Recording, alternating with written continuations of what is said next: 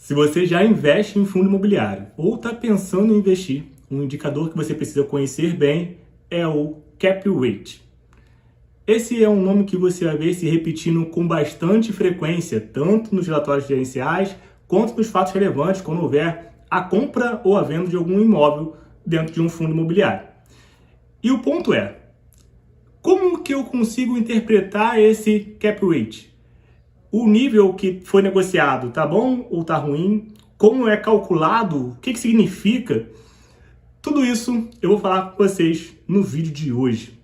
Eu sou Danilo Carvalho, analista de investimento, e meu objetivo aqui com esse canal é te falar sobre fundos imobiliários, FIAGRO, FIINFRA, investimento de modo geral, tudo da forma mais simples e didática possível.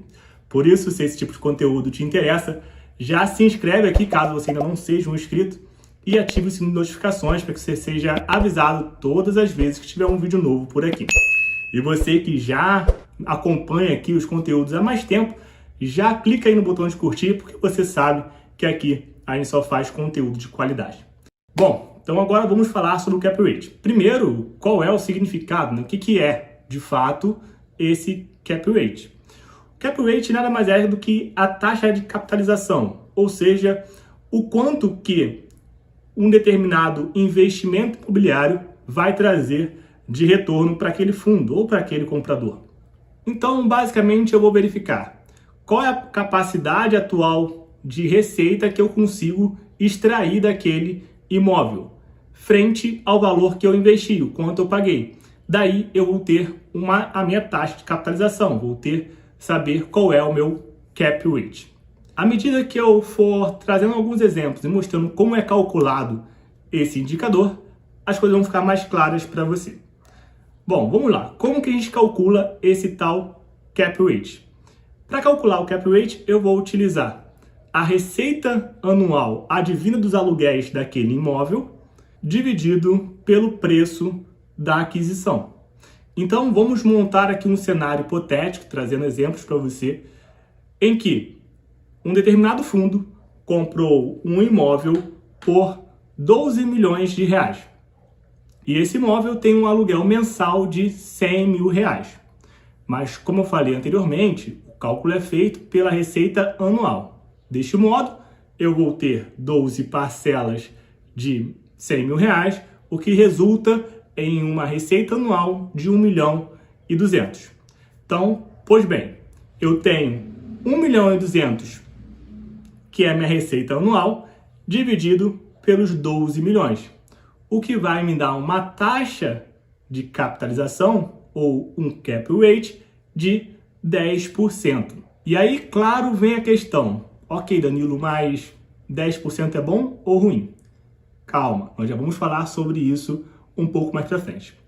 Mas antes, eu preciso que você consiga visualizar como que esse Cap Rate se comporta e como você já pode extrair dados sabendo apenas esse percentual. Vou te dar um outro exemplo, supondo que as condições de inquilino e valores mensal de aluguel, que no caso são 100 mil, que resulta em 1 milhão e 200 por ano, permaneça, só que agora o comprador teve que desembolsar 15 milhões e não mais 12 milhões. Neste caso, para que eu possa calcular o Cap Rate, eu vou utilizar a mesma fórmula. 1 milhão e 200 dividido por 15 milhões. Receita anual dividido pelo preço da aquisição.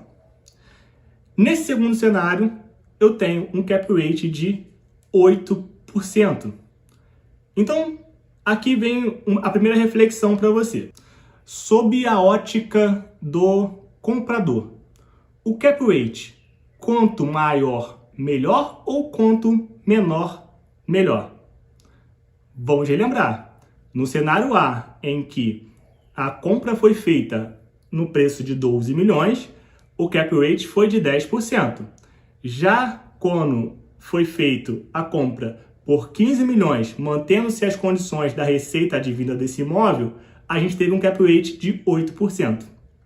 Então, torno a perguntar-te, qual é o melhor indicador na ótica do comprador? Quanto maior, melhor, ou quanto menor, melhor. Tu respondeu aí? Isso aqui é importante que a gente tenha esse diálogo, tá? Escreve no comentário se você respondeu e se você conseguiu acompanhar o raciocínio até aqui. Então, ok. Então você consegue visualizar que se eu tenho um cap rate maior, significa que eu comprei o imóvel por um preço melhor, mais acessível. E o oposto ocorre quando o cap rate ele vai sendo cada vez menor. Assim como eu vou ter um cap rate maior se a parte da receita ela aumenta também. Esse é um exercício que você pode fazer aí na sua casa, modificando, né? Mantendo o cenário A e B do valor de compra e modificando apenas o valor da receita. Faz esse exercício e você vai verificar que se a receita também aumenta, o cap rate vai aumentar, sendo também favorável para o comprador. Bom, então aqui nós já falamos do significado, como é calculado, o tipo de indicador, se é quanto maior, melhor ou menor, e já conseguimos extrair aqui algumas informações referentes ao cap rate. Vamos falar agora sobre a interpretação desse cap rate, para saber se a operação foi boa ou ruim. Porque, embora você já consiga extrair algumas informações olhando apenas aquele cap rate, para você entender se foi bom ou ruim, depende de outros fatores. Mas antes de falar sobre isso, eu quero te convidar, você que está assistindo até agora esse vídeo, certamente você está curtindo, afinal, você não estaria mais aqui se não estivesse curtindo esse conteúdo. Então eu te convido a clicar no botão de curtir. Para quem está chegando agora, eu nem falei sobre isso lá no início do vídeo, mas agora que você já está me acompanhando todo esse tempo, tenho certeza que você está curtindo, e isso auxilia para que esse conteúdo chegue a mais pessoas e mais pessoas consigam entender melhor os indicadores e fazer investimento cada vez mais consciente. Bom, então vamos falar sobre os indicadores e como eu posso interpretar isso. É importante destacar que o indicador, isoladamente, ele vai te dar algumas informações, como nós já vimos anteriormente. No entanto, vai faltar algumas coisas para que você entenda se aquela operação foi boa ou ruim. Existem outros pontos que devem ser levados em consideração nesse tipo de análise. E isso vai variar muito de segmento.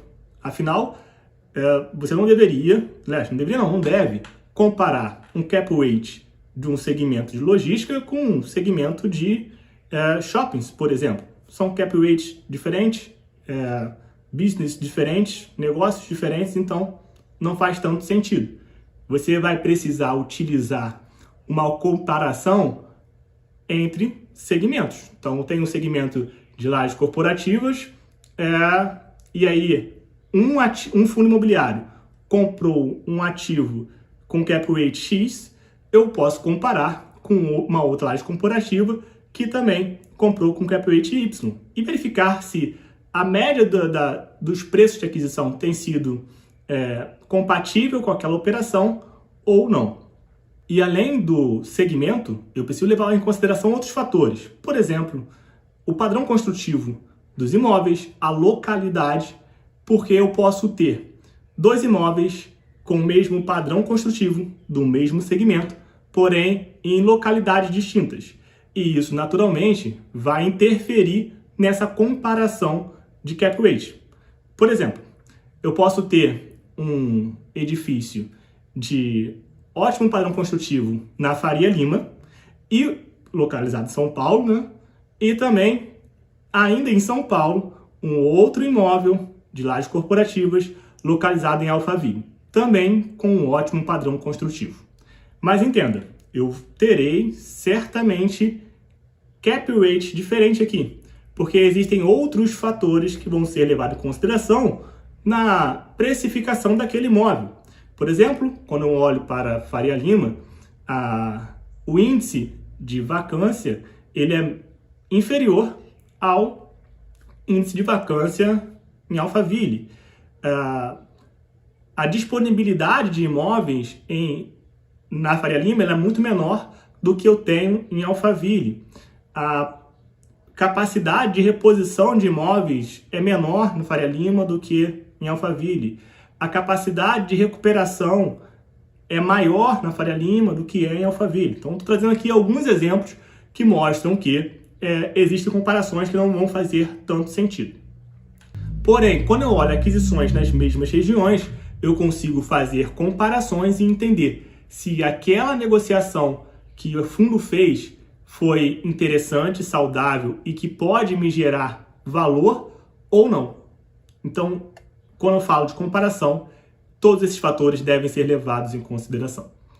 Outro ponto importante quando se trata de cap rate, da interpretação desse indicador, é que se o fundo ele consegue comprar com cap rate maior, mais atraente, ele naturalmente vai ter a possibilidade, isso depende de outros fatores também, localidade, liquidez do ativo, mas eu consigo visualizar que ele vai ter uma facilidade em uma futura venda de imóvel, ele conseguir um ganho de capital. Porque como eu falei para vocês anteriormente, nós montamos um cenário e eu te perguntei qual seria o melhor cap rate na ótica do comprador. Porém, depois que o fundo compra, diversos deles têm a estratégia de fazer uma reciclagem do seu portfólio e gerar ganho de capital com isso. Quando eu falo de ganho de capital é comprar por 15 milhões, vender por 17, e aí gerou um ganho de capital aí de 2 milhões. Exemplo, então é isso, né? Conseguir extrair dinheiro comprando mais barato do que é vendido. Desta forma, se eu tenho um cap rate de compra de 10% e consigo realizar um cap rate de venda de 8%, aqui eu extraí um ganho de capital. Assim sendo, se eu tenho um cap rate na compra já muito estreito, né, muito apertado, dificulta esse movimento futuro de conseguir realizar uma boa venda. Então o cap rate também acaba nos mostrando um pouco qual é a capacidade de gerar ganho de capital com aquele imóvel.